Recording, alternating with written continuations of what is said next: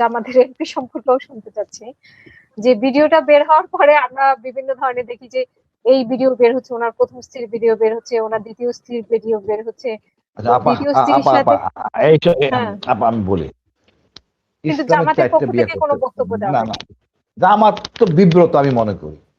এখন যদি বলি চারটা বিয়ে করতে বলছে বলে হালাল হলো না তো। আল্লাহ তো এটাও বলছে সম অধিকার দিতে হবে। সম অধিকার খাওয়া দাওয়ায় না, কাপড়ে না, বিছানাও, আদর ভালোবাসা সবখানে সম অধিকার, সুবিধা সবকিছুর মধ্যে সম অধিকার।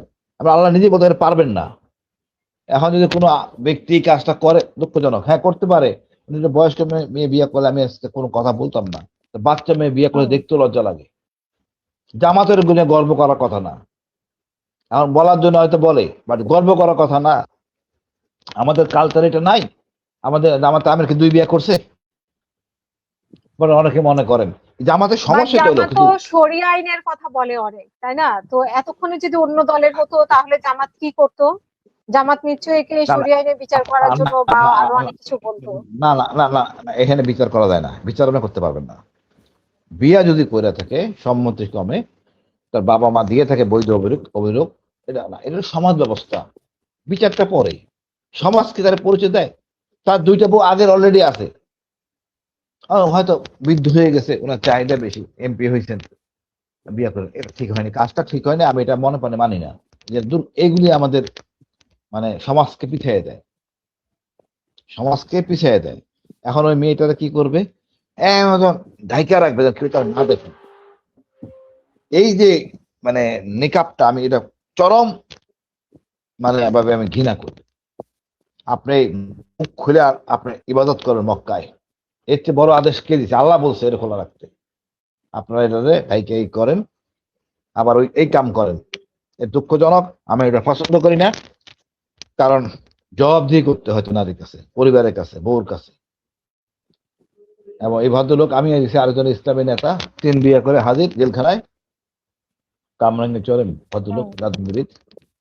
আর আমি জিজ্ঞেস করলাম তো, উনি বলে 19টা বাচ্চা ছেলে মেয়ে। আমি কি বলেন এটা আপনি? বলে সাল্লাম সাহেব আমার তো 3 বিয়ে। আমি 3 বিয়ে? আপনি নেতা, 3 বউ ম্যানেজ করতে তো লাগে একজন, ঝগড়াঝাটি। আর 19 বাচ্চা, নাম হুম। মনে আছে? হ্যাঁ মনে আছে।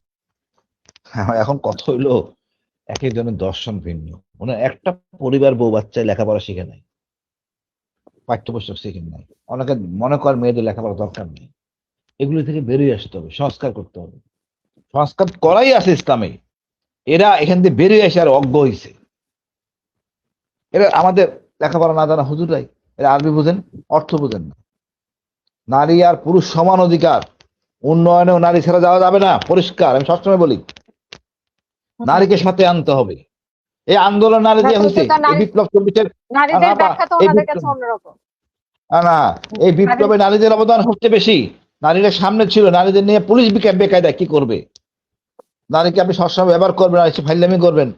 ও মেয়েটার কোনো কারণ আছে, বাধ্য হয়ে বিয়ে হয়েছে। এই সুযোগ নেওয়া কারো উচিত না।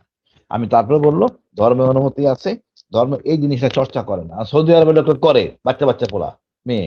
আমি তো সেটা আমার সমাজ ব্যবস্থার হয় না, এটা উচিত না। এই ধরনের কাজ না করা উচিত। মানুষ আমাদের ঘৃণা করবে, কথা বলবে ধর্ম নিয়ে। আমি এখানে এটা নিয়ে আমি শেষ করি। বিব্রত, আমি আমি নিজে বিব্রত। ধন্যবাদ আপা। আপনার কাছে কি মনে হয় যে জামাতের একজনই, এরকম ঘটনা আরো আছে, থাকতে পারে আরো অনেকের কাছে? মানে কি বার্তা দিচ্ছে আপা, আসলে একজনের পেশ? আপা আপনি যদি তৃণমূলে যান, এই যে বউ পিটানো হয়, এই আজকে এত সুশীল আছে, এত কথা বলে নারীদের নিয়ে, তৃণমূলে যায় না তো। আমার নিজের কাজের মেয়ে বিয়ে দিছে, আমি ছিলাম না গুম। বাচ্চা ছেলে হওয়ার পর বউটার বাই করে দিয়েছে। তার বউটা ছেলেটা দরকার, আর একটা বিয়ে করাইছে। বিচার হয়েছে। এই আমাদের ডক্টর কামাল হাসানের মেয়ের কাছে আমার বউ নিয়ে গেছিল।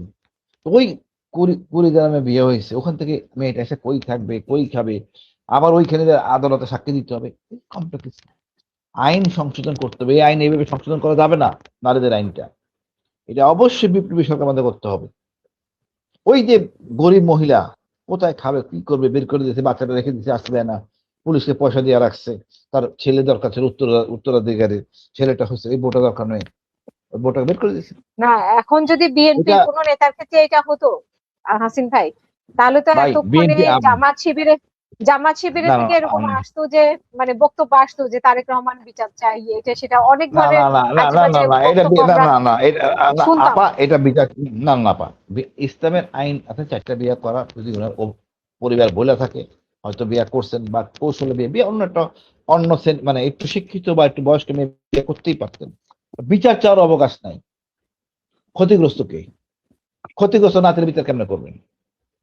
বিএনপি করলেও চাওয়ার কিছু নাই, বাট আমি মনে করি এটা আমাদের সমাজের অবক্ষয়। বিএনপি হোক, জামাত হোক, যেই দলই হোক, একটা মূল্যবোধ জায়গায় থাকি আমরা। এত নিচে নামি কেমনে আমরা? ওরা মেয়ে আছে না, ছেলে আছে না, ওরা ভাইয়ের ছেলে মেয়ে আছে না, মুখ দেখায় কেমনে? আপনার মনে করেন গর্বের সহিত মুখ দেখায়? এই পুরো এমপিটারে সে কলঙ্কিত করুন। আমি এটা পছন্দ করি না। আপনি অনেকেই করেন, করতে পারেন। রবি ভাই কি করছে আমি জানি না, কারণ আমি মনে করি ভালো মানুষ এগুলো করে না। ধন্যবাদ আপা। জি।